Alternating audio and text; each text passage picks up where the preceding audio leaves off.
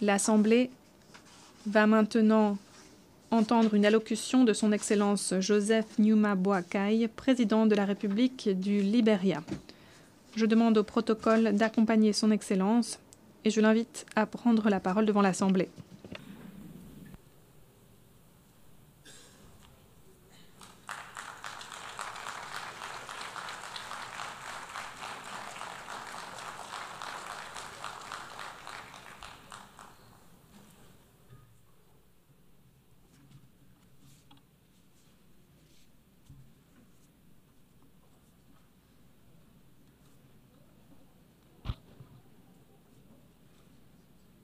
Madam President, Mr. Secretary General. Madame la Présidente, Monsieur le Secrétaire Général, Excellences, Mesdames et Messieurs,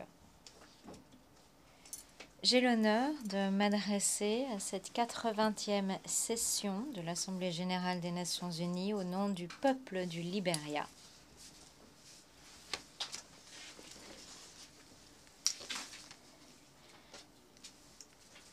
« 80 ans après sa fondation, à laquelle le Libéria a participé, notre pays est fier que les Nations unies restent la plateforme multilatérale par excellence de la coopération internationale et de l'action collective. L'ONU continue d'incarner le cadre idéal d'humanité pour la paix, la justice, la sécurité, la dignité et la prospérité partagée. Madame la Présidente, au nom de la délégation du Libéria, qu'il me soit permis de vous féliciter d'assumer la présidence de la 80e session de l'Assemblée générale. Nous savons que votre leadership mènera à bon port les travaux de cette auguste assemblée. Nous souhaitons également féliciter votre prédécesseur de sa direction de la 79e session et nous saluons également le leadership du secrétaire général. Excellences, Mesdames et Messieurs, acceptez la reconnaissance du gouvernement du Libéria et de sa population pour l'écrasante confiance affichée par les membres de l'Assemblée générale qui ont élu le Libéria un siège non permanent au Conseil de sécurité des Nations unies pour un mandat allant de 2026 à 2027. Il s'agit là du premier véritable mandat du Libéria au Conseil de sécurité, 8 ans après la signature de la charte au Théâtre Herbst de San Francisco.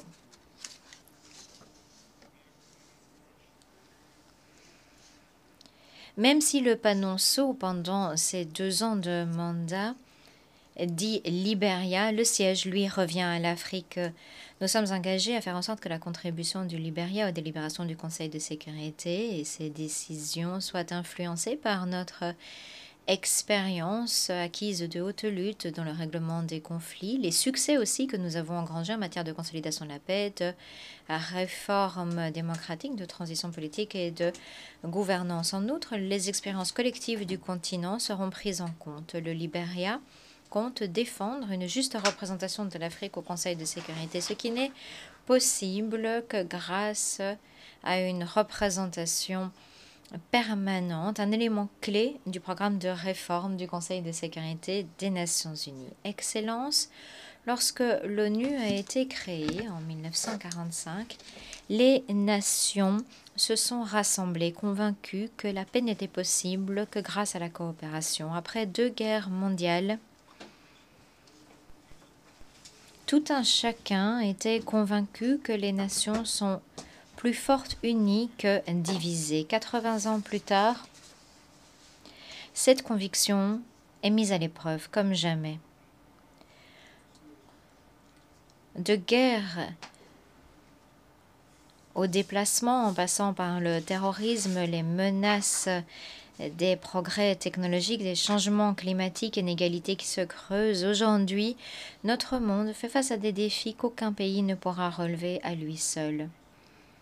Parallèlement, au moment même où le monde a besoin de renforcer son multilatéralisme, sa crédibilité, son efficacité sont remises en cause. C'est paradoxal.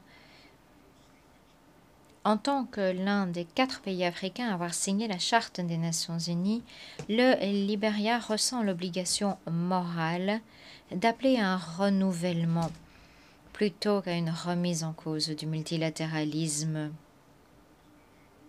Remettre en cause le multilatéralisme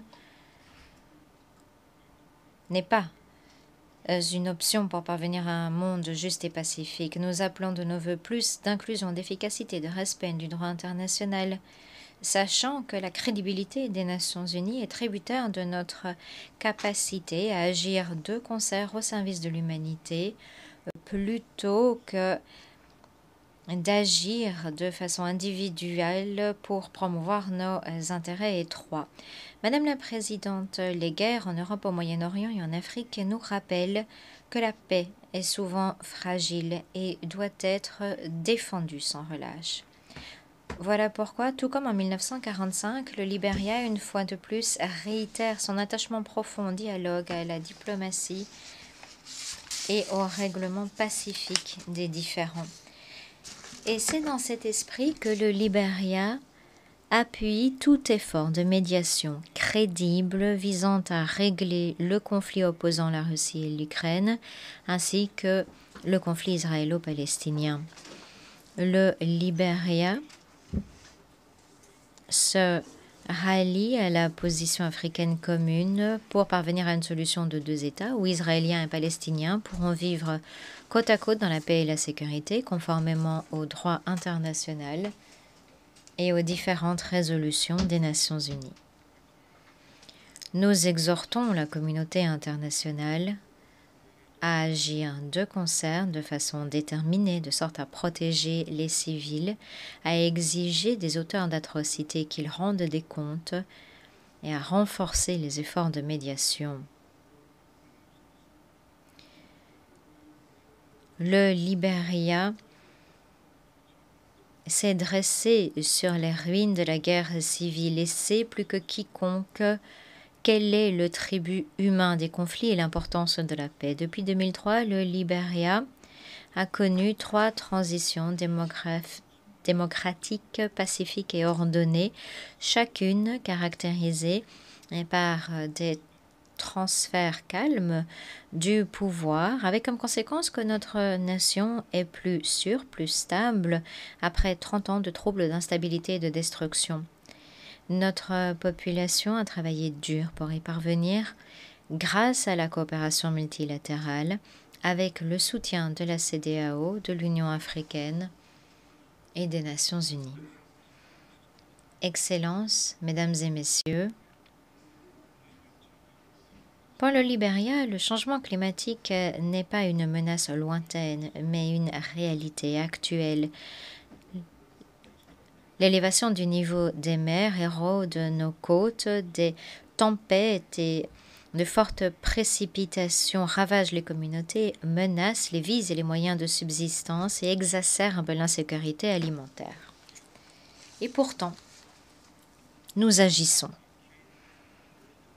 Nous menons des projets de défense de nos côtes, nous mettons au point des systèmes d'information climatique à des fins d'alerte rapide, nous apportons la dernière main à nos politiques de marché du carbone et cherchons à promouvoir une stratégie d'économie bleue.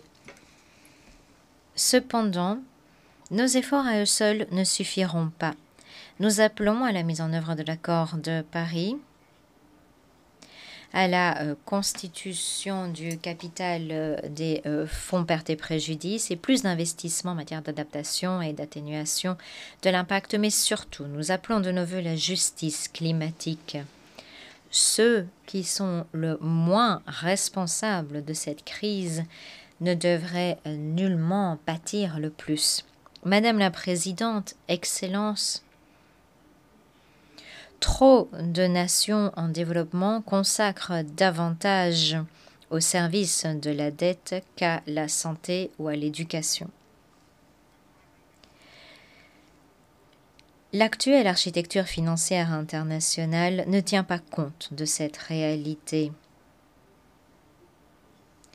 Cette architecture est donc surannée, mais surtout injuste et contraire aux objectifs d'une prospérité et d'un développement partagé, les objectifs même pour lesquels l'ONU avait été créée. Le Libéria, par conséquent, se fait l'écho des pays du Sud pour appeler à une réforme urgente de l'architecture financière internationale afin de garantir une juste représentation, une nouvelle stratégie pour gérer le service de la dette et un financement qui appuie le développement durable.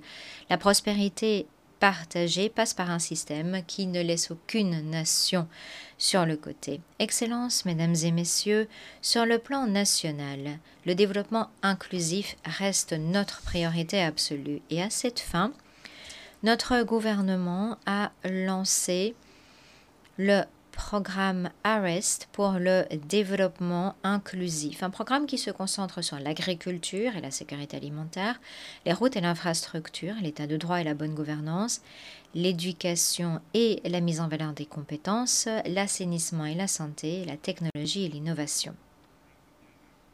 Ce programme AREST correspond à notre vision nationale 2030, dont l'objectif est de faire du Libéria un pays à revenu intermédiaire inférieur et à jeter les fondements d'un État capable d'ici 2030. Grâce à ce programme, nous nous sommes engagés à améliorer les moyens de subsistance, à réduire les inégalités et à veiller à ce que tous nos citoyens et citoyennes jouissent des dividendes de la paix et du développement. Nous prenons des mesures concrètes afin d'améliorer la gouvernance en appliquant des mesures de lutte contre la corruption et de redevabilité, telles que la divulgation des avoirs. Nous renforçons la capacité institutionnelle à promouvoir l'intégrité, la transparence et l'amélioration de la prestation de services publics. Le Libéria a connu les chapitres les plus sombres de la souffrance humaine, a fait l'expérience d'un des conflits les plus meurtriers dans l'histoire récente. Au cours des 20 dernières années, nous avons avancé sur la voie du relèvement. Nous nous sommes efforcés de panser les plaies de notre nation et de construire sur les ruines douloureuses de la guerre. Mon gouvernement a pris des mesures délibérées, significatives en faveur de la réconciliation nationale.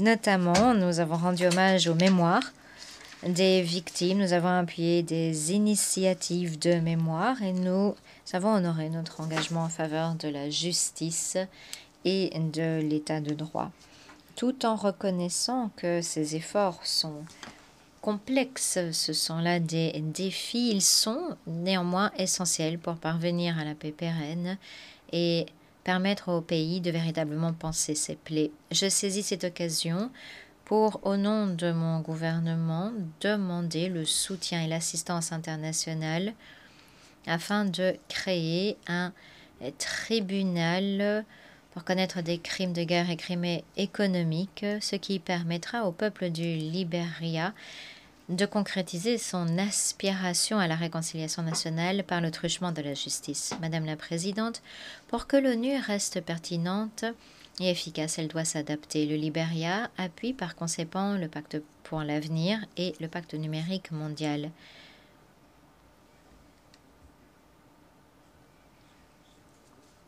Nous exhortons également l'ONU à mieux tenir compte de la réalité du monde actuel. Les solutions obsolètes de 1945 pour relever les défis de 2025 ne sont ni raisonnables ni réalistes. S'agissant des objectifs de développement durable, nous sommes d'accord pour dire que notre progrès collectif est trop lent. Cela dit, réaliser les cibles des ODD reste plus important que jamais. Voilà pourquoi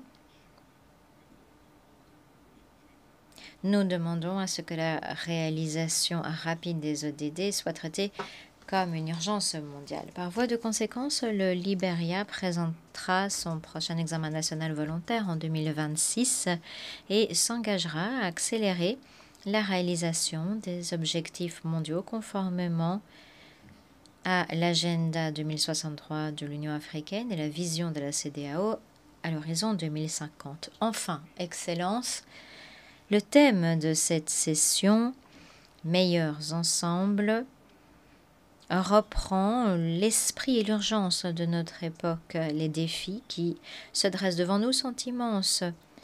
Notre capacité collective à les relever se doit également d'être immense. Le Libéria s'engage à rester une passerelle pour la paix, un partenaire de développement et un défenseur des droits humains. Au cours des 80 ans à venir, nous continuerons d'honorer la promesse de 1945 en renouvelant notre engagement en faveur d'un monde où la paix est juste, le développement est inclusif, la dignité universelle. Merci. On behalf of the Assembly, I wish to thank Au nom de l'Assemblée, je remercie le président de la République du Libéria